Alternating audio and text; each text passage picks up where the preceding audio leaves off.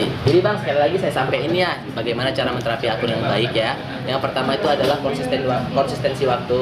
Yang kedua adalah tingkat penyelesaian. Yang ketiga adalah alokasi order. Yang disebut alokasi order ini adalah kita berpindah-pindah. Jangan bertahan di satu tempat yang memang kita sudah nggak bisa lagi dapat di sana. Mungkin ada kawan-kawan bahasa lapangannya suspend area.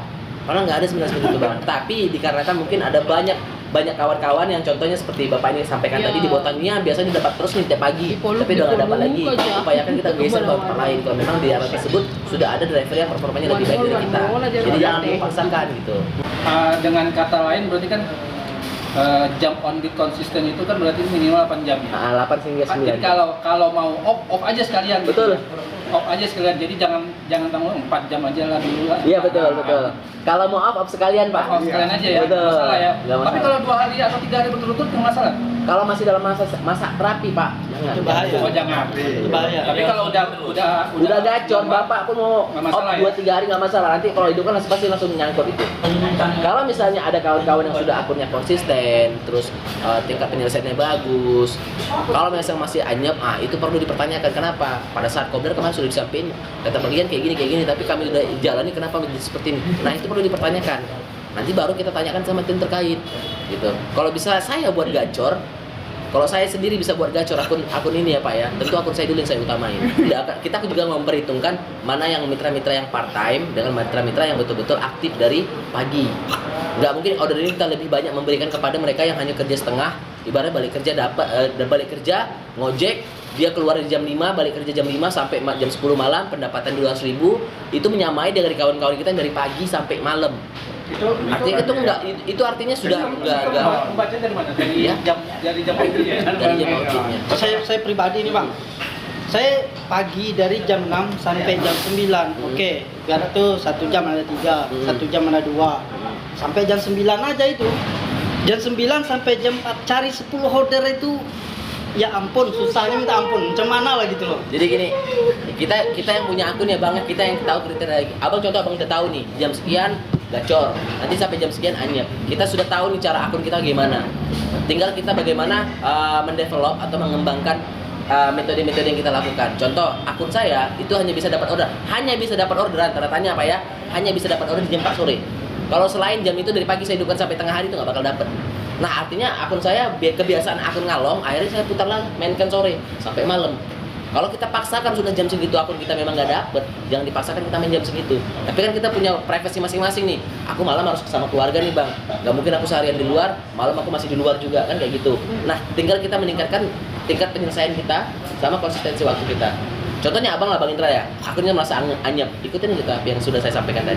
Tapi akun 8 jam, konsistensi waktu, tingkat penyelesaian dan alokasi order. Maksud dari alokasi order ini adalah kita berpindah-pindah, jangan berdomisili di satu area aja. Kalau sudah merasa seperti Bapak ini tadi di Botania sudah nggak ada lagi orderan untuk beliau, pindah ke tempat yang lain. Bukan untuk di daerah Batam saja, namun hampir menyeluruh Bang. Hampir menyeluruh di Indonesia seperti itu. Karena mungkin saja karena pesaing kompetitor itu yang pertama, dengan adanya tingkat penerimaan driver baru sampai saat ini juga masih dibuka itu yang kedua, dan juga mungkin customer kita ada berpindah ke kompetitor sebelah. Bisa jadi seperti itu. Nanti kita coba tanyakan ke tim terkait ya Bang ya. Contoh 40%, saya jelasin ya, 40% order paling banyak itu di Nagoya. Namun paling anyep juga di Nagoya. Kenapa? Drivernya saling bersaing di sana. Order memang banyak kali di sana, tapi bersaing juga. Abang bilang di Nagoya rame, betul rame juga drivernya Bang. Ya pasti akan bersaing. Jadi kita cobalah, kita lakukan perluasan area. Kita di mana kita belum pernah tongkrong di sana. Memang awalnya memang anyep, berat, tapi ya secara berkala kita akan mulai normal di sana kalau sudah dapat 2-3 orderan. Cukup jelas Bang ya? Jadi intinya rangkuman dari materi kopdar saya hari ini, pastikan kita konsistensi waktu, itu yang pertama, penting sekali. Untuk akun-akun yang sudah gagu ya, konsistensi waktu, jangan dipaksa ya Bu ya, jangan dipaksa. Kalau memang dia nggak mau, jangan dipaksa sampai segitu banyaknya jamnya. Orang dibilang. Karena pendapatannya juga akan tetap segitu-segitu aja. Itu yang pertama. Yang kedua, tingkat penyelesaian. Jangan sering cancel order. Tingkat penyelesaian kita. Kalau misalnya dari 10 order itu nggak mungkin 5 kita cancel gara-gara fiktif semua Pak, nggak mungkin. Pasti itu ada mungkin kita aja yang malas berikutnya. Yang ketiga, kalau memang kita di area tersebut memang sulit mendapatkan order, main di area lain. Pindah. Jangan kita paksakan. Ini enggak, malah tidur di sana. Mau tanya satu, kalau yang di itu kan yang di komen untuk restoran gitu ya, itu berpengaruh nggak atau terbaca sama pusatnya. Komen untuk customer sini gimana nih?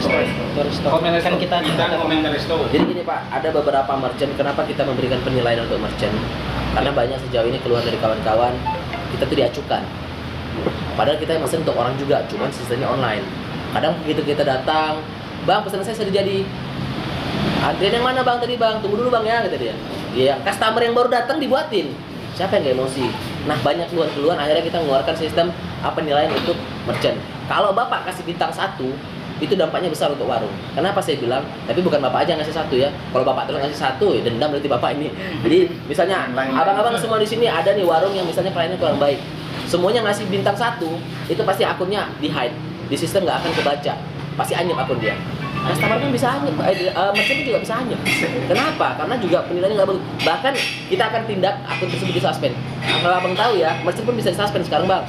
Kita panggil merchantnya buat surat pernyataan karena ada laporan dari mitra kita pelayanan kurang baik, mendahului customer yang datang di tempat ketimbang mereka yang online. Dilihat dari tingkat riwayat ordernya dan laporan-laporan dari driver-driver kita.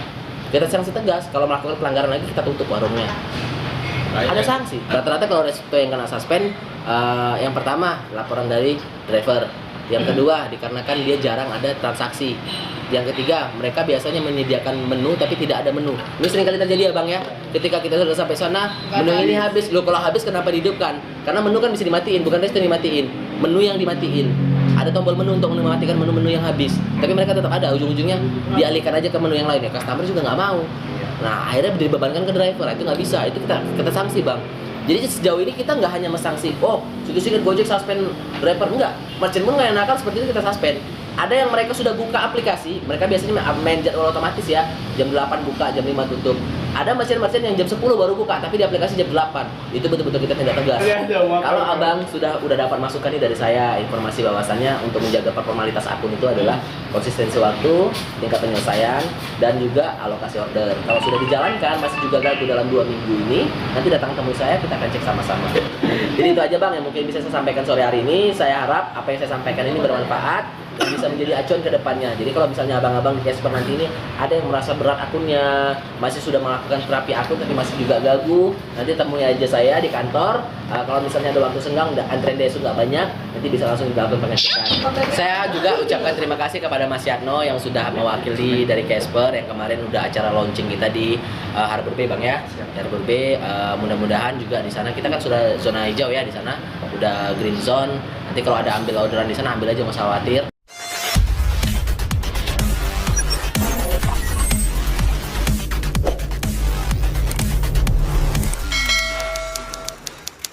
Jadi untuk rekan-rekan yang masalah akunnya anyap, bisa konsisten waktu.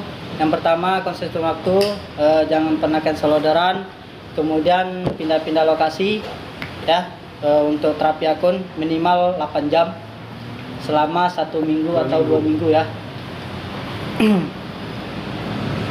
Oke, itu aja tadi pembahasan kita pada sore hari ini.